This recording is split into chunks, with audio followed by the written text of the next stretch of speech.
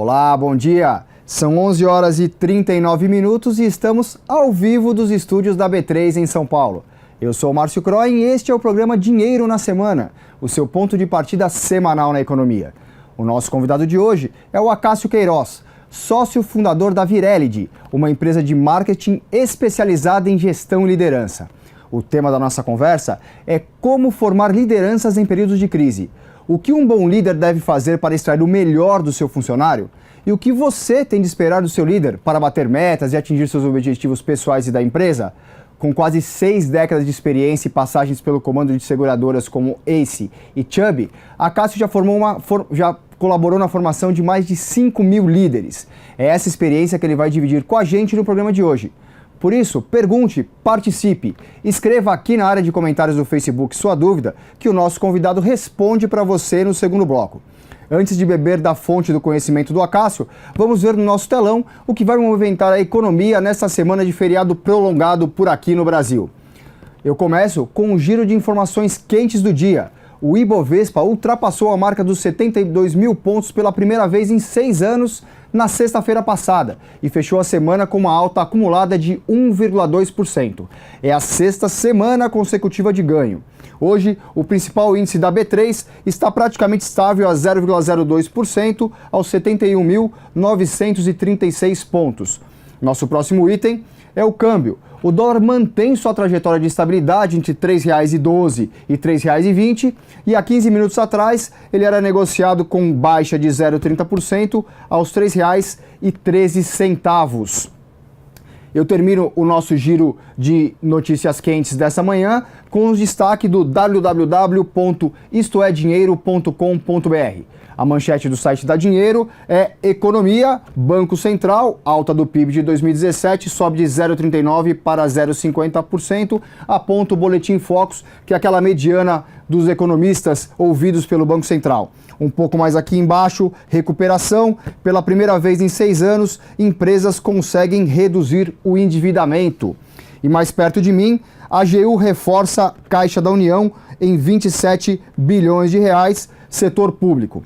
Além desse conteúdo digital, eu destaco para você a capa da edição impressa da revista sobre os planos do McDonald's para expandir sua atuação no Brasil. Gerar mais empregos e se aproximar dos desejos dos novos consumidores é o que eles pretendem. O principal executivo da Arcos Dourados, a gestora da marca da rede fast food em 20 países, contou seus planos com exclusividade para Dinheiro. A reportagem está na edição que está nas bancas ou no site da revista. Eu volto para o telão para destacar o que vai mexer com a semana, com seu bolso, seus negócios e o seu dinheiro. Hoje, o destaque é a divulgação do índice de preços ao consumidor aqui no Brasil. Em julho, houve praticamente uma estabilidade de menos 0,01%. Agora, em agosto, a expectativa é de uma alta de 0,18%, nada fora do esperado, porque a inflação continua sob controle. Já nesta terça-feira, o principal dado é o PIB do segundo trimestre da zona do euro. A perspectiva é de um avanço de 2,2% em 12 meses e de 0,6% sobre o primeiro trimestre. Na última sexta-feira, o PIB brasileiro foi divulgado com um avanço de 0,2%. Esse resultado pode marcar de fato a retomada do crescimento da economia e alguns economistas já falam num PIB anual de 1%. A melhor notícia foi a volta do crescimento do consumo das famílias, muito à verdade, em razão dos saques do FGTS. Para fechar essa tela, na quarta-feira, o Comitê de Política Econômica decide a nova taxa básica de juros. O resultado deve ser uma queda de 1 ponto percentual, de 9,25% para 8,25%. Isso porque a inflação continua controlada e é o que vai mostrar a divulgação do IPCA neste mesmo dia, algo em torno de 0,3% em agosto. E a atividade econômica já demonstra um crescimento lento, porém gradual. Eu passo para a próxima tela e na quinta-feira eu levo você de volta para a zona do euro em pleno feriadão da independência no Brasil. Os europeus decidem a nova taxa básica de juros deles e ela deve permanecer igual, ou seja, zerada. Embora o presidente Mário Draghi, do Banco Central Europeu, planeje a redução dos estímulos para a economia da região, não deve ser dessa vez que haverá alteração na taxa básica de juros da zona do euro. Para encerrar a semana, a expectativa é pela inflação ao produtor e ao consumidor na China. O índice de preço ao produtor deve ficar em 5,4% e do consumidor em 1,6%. E o meu destaque final são dois assuntos da política, sem data definida, que vão mexer com a economia. São de grande importância. Primeiro, a aprovação da TLP, que estava na pauta do Congresso na semana passada, mas não foi à votação.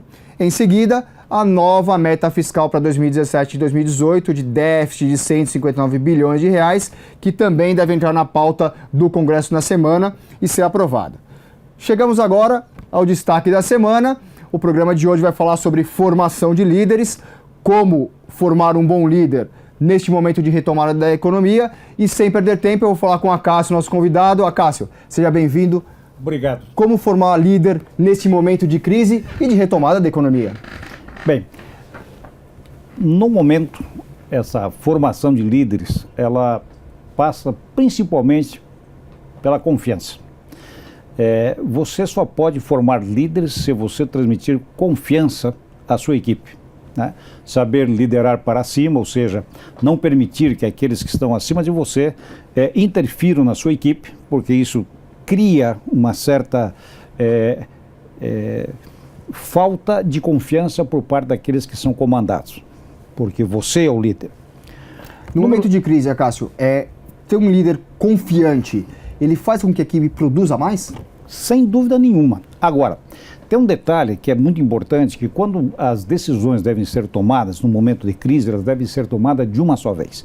Não é possível, para que essa confiança exista, que você comece a cada semana a demitir um grupinho. Não sei se você me entende o que eu quero dizer. Você tem que fazer um bom planejamento, demitir, não estou dizendo que tem que demitir, mas se tiver que demitir uma vez só, e aí sim, criar e solidificar essa relação de confiança e um líder que saiba, acima de tudo, dar direção, ser criativo, estar próximo à equipe, transmitir confiança outra vez a todo momento e não permitir interferências externas.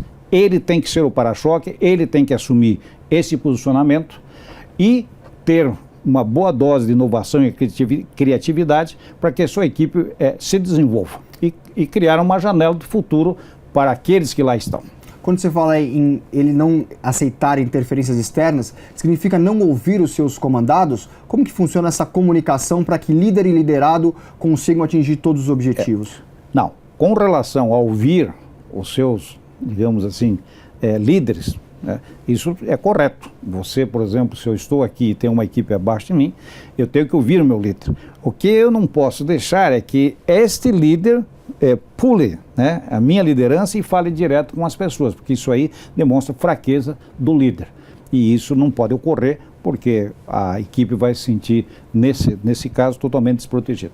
Quando você participou da formação dos quase 5 mil líderes, qual é o conselho principal que você dá para eles não errarem nesse momento de crise? O que um líder não deve fazer em momentos de crise? Em momento de crise, volto a repetir, tem que se mostrar forte, tem que se mostrar consistente, produtivo, lucrativo, no sentido de que a equipe veja em você aquele que vai dar a direção, né, para consolidar e tranquilizá-los em relação ao emprego. Porque hoje a grande, digamos assim, desafio que existe é os comandados se sentirem seguros. Então, como eu disse, você tem que tomar uma decisão, toma lá no início e depois só dar a continuidade e aí sim, estar muito perto da equipe. O líder hoje não fica mais dentro da sua sala, como era antigamente, ele tem que estar junto com a equipe. O líder não diz, vocês vão fazer, ele tem que dizer, nós vamos fazer. E ser muito claro naquilo que ele deseja. Acima de tudo, nós estamos conversando até esses dias, em 2025 nós vamos ter 75%, digamos, da mão de obra vai ser da geração Y. Eu gosto muito dessa questão de conflito de gerações, porque é importante para os novos líderes, inclusive em momento de crise, para saber como se comunicar com um pós-guerra, com um X, com um Y e até com um Z. Né? O alfa está chegando agora. Por que eu digo isso? Porque ele tem que dar essa equipe formada, grande parte para o Y, ela é diferente das anteriores. Então ela precisa muito da retroalimentação ou do feedback. Ele tem que saber como é que ele está indo, O líder, em momento de crise, não tem que poupar elogio. Você merece. Assim como, no momento certo, no lugar certo e de forma certa, também dizer as coisas que talvez seja importante para o crescimento da pessoa, mas não é muitas vezes o que ela quer escutar. Isso é um ponto interessante. Essa geração nova não aceita críticas, né? Como conseguir chegar até ele com que ele aceite essa crítica e saiba que isso é o melhor para ele. Não é uma crítica pessoal, mas uma crítica ao trabalho executado. Essa nova geração tem aí algumas pessoas falam, olha, é um pouco disperso, tá? Mas não é. Né? Ele quer uma boa banda larga, ele quer uma boa internet, isso assim tudo bem. Mas não é isso, não. É uma geração Y de muito valor. O que ela quer é ser respeitada, né? A hierarquia, digamos, simplesmente pelo fato de você ser lá o gerente, o diretor, o presidente e tal, isso não funciona mais, tá certo? Você tem que conquistar. Mas isso aí, bom, mas Cássio, isso aí já há muitos anos é assim, não, é diferente. Né? Você tem que estar próximo, você tem que estar dando e transferindo, às vezes eu digo até que o líder tira a energia da espinha para transferir para as pessoas, e sabendo que muitas vezes não é nem reconhecido. 25% no meu último livro, até falo, 25% reconhece, o resto não, mas não interessa. O importante é que, como eu costumo definir, essa é a minha definição de líder, liderança é fazer os outros crescerem.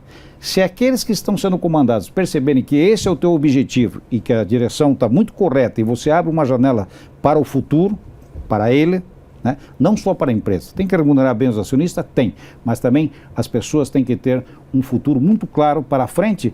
Você não tem nenhum problema com geração Y.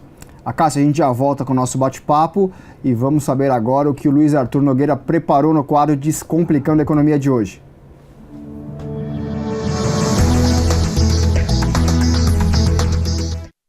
Olá pessoal, eu sou Luiz Arthur Nogueira, este é o Descomplicando a Economia, direto dos estúdios da B3 em São Paulo. Nesta semana vamos falar sobre crescimento econômico e emprego. Na última sexta-feira, o IBGE divulgou um crescimento de 0,2% do PIB no segundo trimestre em relação ao trimestre anterior. Quais setores puxaram esse PIB? Principalmente a área de consumo e o setor de serviços, além, claro, das exportações. A má notícia foi a queda da indústria e também dos investimentos. Convenhamos, o investimento só voltará ao Brasil quando a crise política acabar. Segundo tópico, teremos um PIBinho em 2017? A resposta é sim. Não há milagre, não há como salvar o ano. Crescimento será em torno de 0,5%. É uma boa notícia? Sem dúvida, depois de 2 anos consecutivos de forte retração. Na semana passada, o IBGE também divulgou uma ligeira queda na taxa do desemprego. Então a pergunta é, o desemprego está diminuindo? A resposta é sim. Lentamente, mas está diminuindo. Qual é o problema? Esse daqui, crescimento da informalidade. Por que está crescendo? Porque é o emprego que está aí disponível para a população. Aquele emprego formal com carteira de trabalho só existirá em grande volume quando o empresário tiver confiança na retomada do crescimento econômico. Até lá, infelizmente, as pessoas vão dando um jeitinho, é o emprego informal aqui, é um pulinho ali, enfim, uma forma de conseguir aumentar a renda. Além disso, nessa crise, muitas pessoas acabaram deixando o mercado formal de trabalho e abriram o seu próprio negócio. É isso, pessoal. Um grande abraço a todos e até o programa da semana que vem.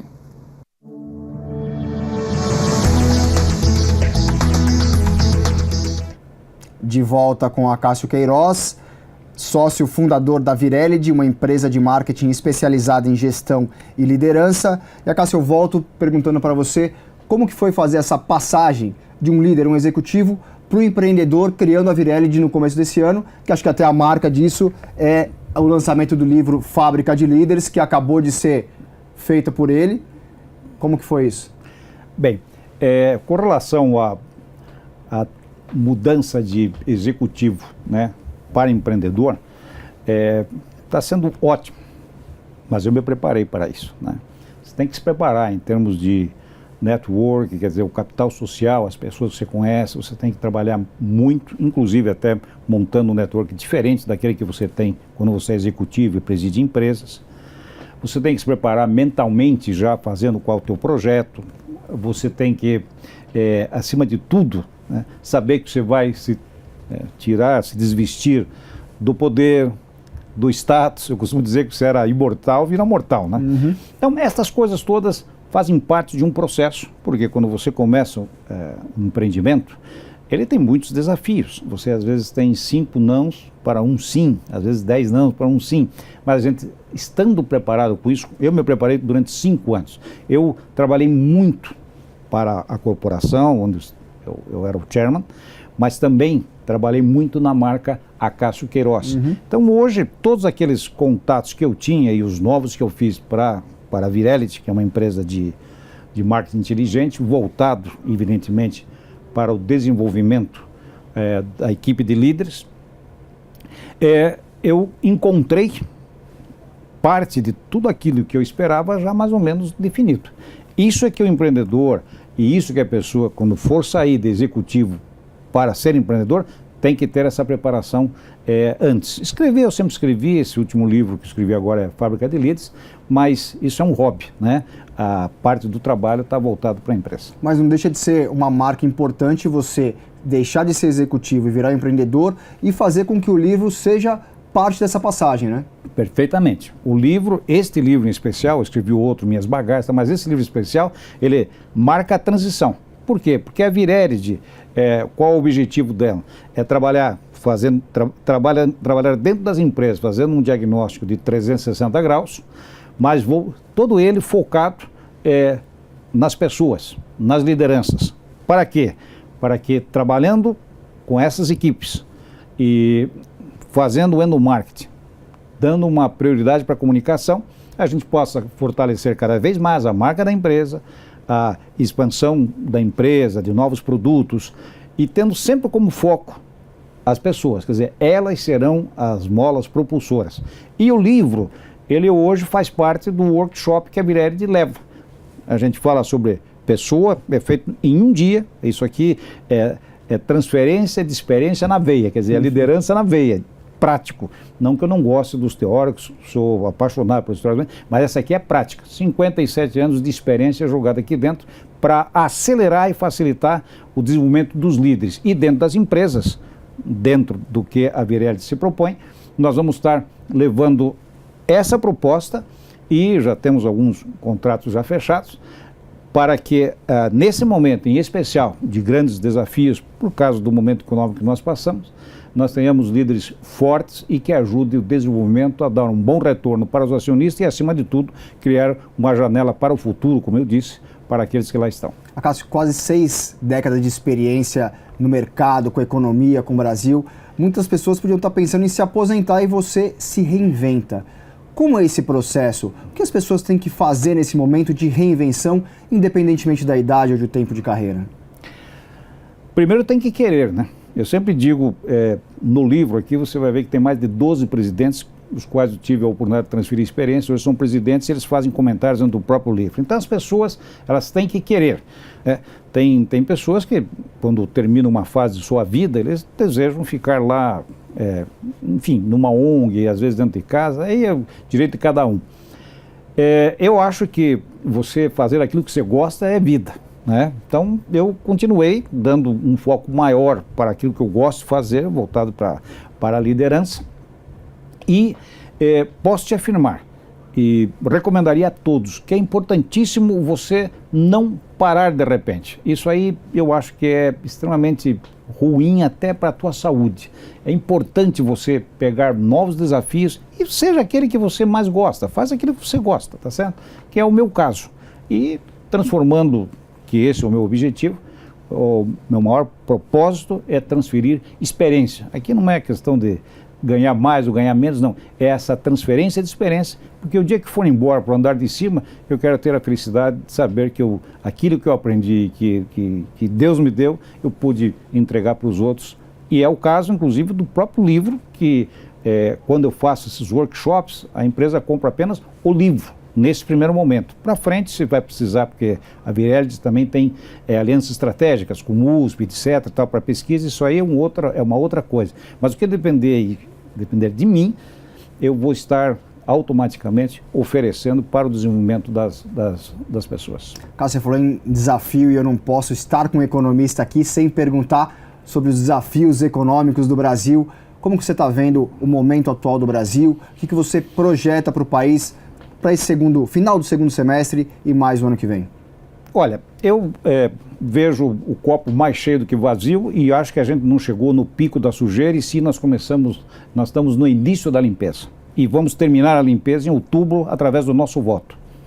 Tenho certeza que os brasileiros vão saber votar e colocar lá no Congresso pessoas que possam nos representar de fato e não pensar apenas neles e não no cidadão. Porque o Brasil é um grande país formado por trabalhadores guerreiros, pessoas extremamente dedicadas.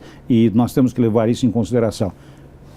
A economia começa a se alinhar, né? Você falou aqui no início, já esperamos aí crescimento do PIB entre 0,5% e 0,7%, a inflação em 4%, consumo abaixo até de 4%, consumo crescendo, dólar na base de 3,10, 3,20, juros vai agora para 8,25, eu concordo com a tua previsão, deve terminar em 7,5, mais 0,75 até o final do ano, né? A Bolsa com o mesmo patamar de 2010, né? Quer dizer, 72 mil pontos. Tudo isso aqui traz uma mensagem positiva para que a gente possa ter uma visão melhor para o futuro. E eu prefiro, sabe, Márcio, sempre como economista que sou e faço parte de vários grupos de economistas, ver a coisa pelo lado bom, porque tem um monte de coisa, eu não desconsidero a crise e também não vou ignorar, mas eu tenho que falar as coisas boas. Mas também, por exemplo, vamos falar do desemprego, né? Desemprego é 12,8%, o pessoal diz, mas é por causa da informalidade. Eu estou de acordo. Agora, aqueles que estão desempregados, eu como líder vou deixar uma mensagem. Se preparem. A concorrência é muito grande, as pessoas às vezes não fazem um curso, não se preparam, né? Acham que o passado vai recomendar. Não é, o que recomenda é o presente e o futuro. O passado é apenas uma base, né?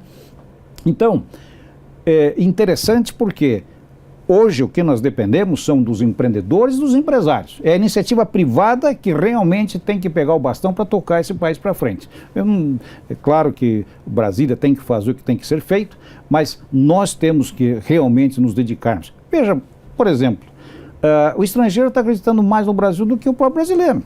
Das ações que foram colocadas em vendas no primeiro semestre, 60% foi comprado pelos estrangeiros. Aquisições de fusões, os merger acquisition, 40% foi dinheiro estrangeiro. Balança comercial, que aí já é outro detalhe, mas vai chegar a praticamente 60 bilhões, né, positivo. E o principal, que é o investimento estrangeiro direto, né, que é direto na economia, vai chegar a 35 bilhões. Então, tem várias coisas boas acontecendo, nós temos que ter pensamento positivo, nós temos que pensar de uma forma de colocar esse país para frente, realmente, não com discurso, mas com ações. Porque isso que eu estou fazendo aqui é muito fácil, é com ações.